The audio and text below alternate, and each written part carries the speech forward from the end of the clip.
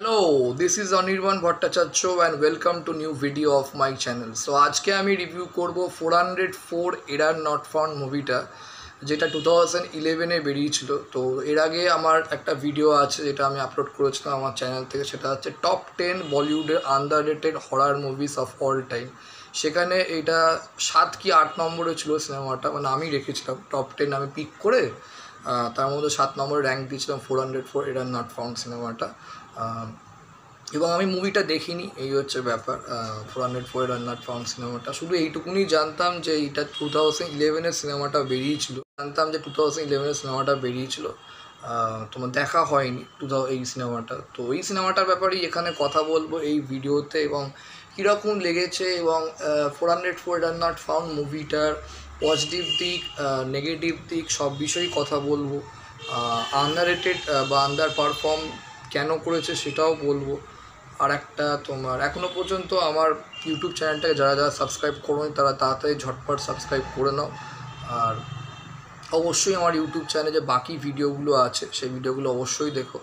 আর এমনিতে তো ফিউচার আপডেটের জন্য সাবস্ক্রাইব করে রাখো, আর চটপট করে তোমার বেল আইকনটা টিপে দাও, যাতে নোটিফিকেশানটা তোমরা পেয়ে যাও যে আমার চ্যানেল থেকে কী ভিডিও আপলোড আসছে।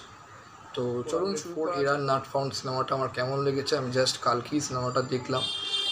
আমি এই সিনেমাটা সত্যি কথা বলতে গেলে শুনেছিলাম এই পর্যন্ত, কিন্তু জানতাম না। তো first of all 400 error found মুভিটা 2011-এ বেরিয়েছিল, এইটুকুনি জানতাম। এটা ডিরেক্ট করেছে হচ্ছে প্রওয়াল রামান, পরিচালনা যে করেছে। মুভিটায় পার্ট করেছে হচ্ছে ইমাদ সাহা, রাজ বিবির আরোরা ডেবিউট করেছে, আর হচ্ছে তোমার নিশিকান্ত কাওয়ান, এছাড়াও অনেকে আছে বলবো। তো ডেবিউ করেছে হচ্ছে রাজ বিবির আরোরা আর ইমাদ শাহ, আর নিশিকান্ত কাওয়ান একটা খুব গুরুত্বপূর্ণ চরিত্রে আছে। এইবার সিনেমাটার গল্পটা বলি। সিনেমাটা 404 বুঝতেই পারছেন কোনো রুম নাম্বার হবে, এক্স্যাক্টলি তাই। সিনেমাটা হচ্ছে হোস্ট মেডিকেল কলেজ দেখানো হয় শুরুতেই, এবং সেই মেডিকেল কলেজে কিছু ফ্রেশার, মানে অর্থাৎ ডাক্তার হওয়ার জন্য 4-5 জন ছেলে আসে, এবং সেই 4-5 জন ফ্রেশারদের র্যাগিং করা হয় কন্টিনিউস। তারা সিনিয়ররা তাদেরকে বিরক্ত করতে থাকে নানাভাবে, এবং তার মধ্যে একটা ছেলে আছে যার নাম হচ্ছে অভিমন্যু, যে ওই 404 যে রুমটা সেটায় থাকতে চায়, কারণ সে তার সেই মানে টাকা পয়সা নেই যে বাইরে থাকবে, কি পেইং গেস্ট থাকবে বা কোনো ঘর ভাড়া নিয়ে থাকবে। এবং এই 404 রুমটা প্রায় 3 বছর হলো লক পড়ে আছে, এই হচ্ছে ব্যাপার।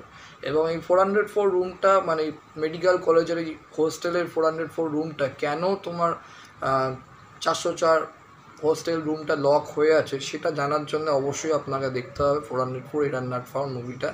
অনায়াসেই আপনি ইউটিউবে পেয়ে যাবেন, আমি লিঙ্ক দিয়ে দেবো ডিসক্রিপশান বক্সে। তো এবার আসছি কেমন লেগেছে। দেখুন, এটা হচ্ছে সাধারণত একটা সাইকোলজিক্যাল জেনার হরার মুভি। তো এখানে বইটা প্রথমত গল্পটা এটাই যে তোমার ওই র্যাগিং ব্যাপারটা আছে, হরার সিনেমা তা না, অন্তত আমার কাছে না বলবো। মানে হচ্ছে আমি বলবো থ্রিলার, 13B অনেক বেশি হরার, বা ডান্না মানায় অনেক বেশি হরার, ভূত সিনেমাটা অনেক বেশি মানে ভয়ের। এছাড়া কৃষ্ণা কটেজ সিনেমাটাও খুবই মানে ভয়ের ছিল। তো এগুলো অনেক বেশি মানে, কিন্তু এটা সিনেমাটার মধ্যে সাইকোলজিক্যাল ব্যাপারটা খুব ভালো দেখানো হয়েছে। একটা ছেলে ওই সামহাউ মানে ওই রুমটায় থাকার পর থেকে তার সাথে অনেক সাইকোলজিক্যাল ব্যাপার ঘটে, এবং সাইকোলজিক্যাল ব্যাপারগুলো ঘটে, সে কিছু আনইউজুয়াল ইভেন্ট এক্সপিরিয়েন্স হয়। এগুলো আমি বলছি না, কারণ সিনেমাটা দিলে এখনও ভিউ খুব কম, এত বছরের পুরনো সিনেমা কিন্তু সেই ভিউ অত পাইনি। তো আমি রেকমেন্ড করবো দেখার জন্য। এবং লাস্ট অবধি নিশিকান্ত কাওয়ান্তের যে ক্যারেক্টারটা, নিশিকান্ত কাওয়ান্ত মারা গেছে, যে ফোর্স ডিরেক্ট করেছিল, রকি অ্যান্ড ডিরেক্ট করেছিল, 2020-তে মারা গেছে হার্ট অ্যাটাকে। তো নিশিকান্ত কাওয়ান্ত দুর্ধর্ষ অ্যাক্টিং করেছে, এবং নিশিকান্ত কাওয়ান্ত হচ্ছে একজন মানে রিসার্চ স্কলার, যে মানে সাইকোলজিক্যালের ওপর নানা রকম তোমার থিসিস অর্থাৎ রিসার্চ পেপার বানায়, এবং সে নানা ধরনের তোমার সাইকোলজি মানে মেন্টাল পেশেন্টদের সঙ্গে সে মানে তাকে নিয়ে হ্যান্ডেলিং করে। যেহেতু তার বউ টিস্কা চোপড়া, তিনি একজন ডাক্তার, মানে একটা মেন্টাল হসপিটালে। তো তাদের সাথে সেখানে গিয়ে নিশিকান্ত কাওয়ান্ত নানা রকমের তোমার যাদের মানসিক বা সাইকোলজিক্যাল কোনো প্রবলেম আছে তাদের সাথে তোমার ইন্টারাকশান করো, তাদের মনের অবস্থাটা জানার চেষ্টা করো, এবং সেইটার ওপর তোমার সে রিসার্চ করে এবং অনেক কিছু পেপার তৈরি করে, এবং সে কন্টিনিউসলি সায়েন্সকে বিলিভ করে যে সায়েন্স সব কিছুকে তোমার প্রুফ করতে পারে, এবং সায়েন্সই সব কিছু। এই যে আমাদের চারিপাশ ধরুন অনেক কিছু তো ঘটে যেগুলো আমরা অনেক সময় মনে করি যে সত্যি বা বিজ্ঞান সেটাকে বলে মিথ্যে। তো এই দুটোর যে কনফ্লিক্টটা এখানে দেখানো হয়েছে। লাস্ট অবধি একটা তোমার বিলিভ করানো হয় ক্লাইম্যাক্সটা, সেটা আমি বলবো না, তার কারণ ক্লাইম্যাক্সটা যদি আমি বলে দিই তাহলে সিনেমাটা অনেকটা ইন্টারেস্ট নষ্ট হয়ে যাবে। ক্লাইম্যাক্সটা খুবই ভালো, ক্লাইম্যাক্সটাতেই আমি বলবো মেন টুইস্ট আছে, এবং টুইস্টটা খুব ভালো, রীতিমতো টুইস্ট বলবো, যে টুইস্টটার কারণেই সিনেমাটা অনেকটা ভালো। পুরো ভালো না, তার কারণ প্রথমত একটা ভালো হচ্ছে তোমার 1 ঘন্টা 58 মিনিটের বই।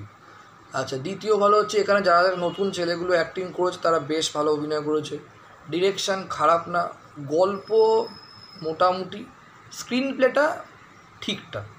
এবার নেগেটিভ পয়েন্ট আমার যেটা লেগেছে, ভীষণ স্লো। আচ্ছা, তোমার খুব লার্জ বাজেটে বেশি করতে পারেনি, এবং হরার এইভাবে ড্রামাটিক ব্যাপারটা তৈরি করতে পারেনি, এবং সেই সাউন্ড এফেক্টটাও নেই, এবং বলবো লাইটের কাজ ভালো হয়েছে, কিছু কিছু স্কেয়ারি মোমেন্ট বেশ ভালো। যে ছেলেটা মানে যে স্পিরিটটা আছে তাকে দেখানো হয়, তাকে যখন দেখা দেয় মানে ওই ইয়েকে বলবো অভিমন্যু ছেলেটাকে ওর ঘরে থাকতে থাকতে, তো সেখানে ভয়ের মুহূর্তগুলো খারাপ না, কিন্তু একটু বেটার হতে পারতো আমি বলবো। মানে খুবই ওই সময়কার জন্য ভালো, কিন্তু খুব সিম্পল একটা হরার মুভি লাগে, কারণ একটা ডকুমেন্টারি ফিল্মের মতন লাগবে, এই হচ্ছে অনেক জায়গাগুলো আমার অন্তত লেগেছে। আদারওয়াইজ কিন্তু খারাপ না বলবো, সিনেমাটা বেশ ভালো। ক্লাইম্যাক্সটা ভীষণ ভালো, ক্লাইম্যাক্সটাতে প্রমাণ হয়ে যায় যে সব কিছু সায়েন্স দিয়ে অর্থাৎ বিজ্ঞান দিয়ে ডিসক্রাইব করা যায় না। আমরা চোখের সামনে যেটা দেখতে পাই বা চোখের সামনে যেটা ঘটছে, বা অনেক সময় চোখের সামনে যেটা দেখতে পাচ্ছি না, যেটা আমরা অনুভব করছি, সেটা কিন্তু সবসময় যে মিথ্যে তা মোটেও না। স্পিরিট তো আমরা দেখতে পাই না, কিন্তু স্পিরিট কিন্তু আমাদের চারিপাশে নেগেটিভ এনার্জি বা নেগেটিভ স্পিরিট ঘুরে বেড়ায় না হয়তো, তাহলে বা আত্মা যে একেবারে নেই বা ভূত একেবারে নেই তা তো না। তো সেটাই এখানে দেখানো হয়েছে হচ্ছে, এবং আপনাদের মনের মধ্যে একটা প্রশ্ন তুলে দেবে লাস্ট সিনটাতে, যে তার মানে কি জিতলোটা কি সাইকোলজিক্যাল মাইন্ডটা জিতে গেল না ভৌতিক ব্যাপারটা জিতে গেল? অ্যাকচুয়াল ভৌতিক ব্যাপারটাই এই সিনেমাটা লাস্টে দেখানো যে জিতে যায়, যে ভূত জিনিসটা আছে, ভূতের এক্সিস্টেন্স আছে।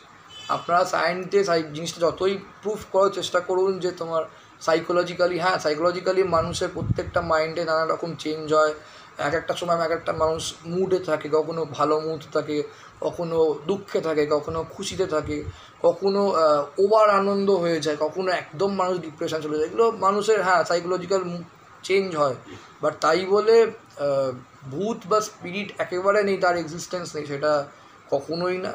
তো ক্লাইম্যাক্সটা খুব ভালো, টুইস্টটা বেশ ভালো বলবো, আর ঠিক আছে, খারাপ না সিনেমাটা, আপনারা দেখতে পারেন, ভালো লাগবে, এটা হচ্ছে বোর হবেন না।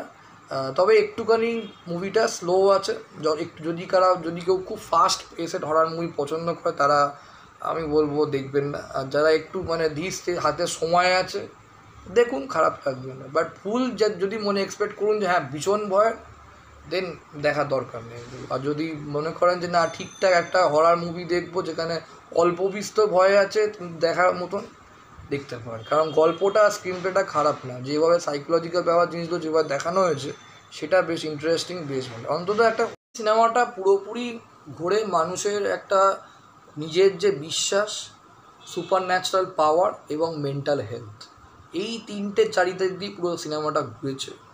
যে মেন্টাল হেলথ খারাপ হলে কি মানুষ হ্যালোসিনেট করে, ভূত দেখছে এরকম মনে হয় না, সত্যি ভূতের কোনো এক্সিস্টেন্স আছে। এইবার এটা মুভিটা দেখলে বুঝতে পারবেন। হচ্ছে 404 সম্ভব বুঝতেই পারছেন, একটা হোস্টেল রুম, একটা হন্টেড ব্যাপার আছে, ওটা 100বার ঠিকই। এবং হন্টেডটা কেন হয়, কিসের কারণ, সেটার জন্য মুভিটা দেখতে হবে, সেটা আমি বলবো না, স্পয়লার হয়ে যাচ্ছে। তো অবশ্যই দেখুন মুভিটা, বলবো ভিডিওটা ভালো লাগলে লাইক করুন, কমেন্ট করুন, শেয়ার করুন, এবং যারা যারা আমার ভিউয়ার তাদেরকেও বলবো প্লিজ চ্যানেলটাকে সাবস্ক্রাইব করুন ফর ফিউচার আপডেট। সবাই ভালো থাকবেন, সুস্থ থাকবেন, ঠিক থাকবেন, আর প্রত্যেককে জানাই বেঙ্গলি শুভ নববর্ষ। Thank you.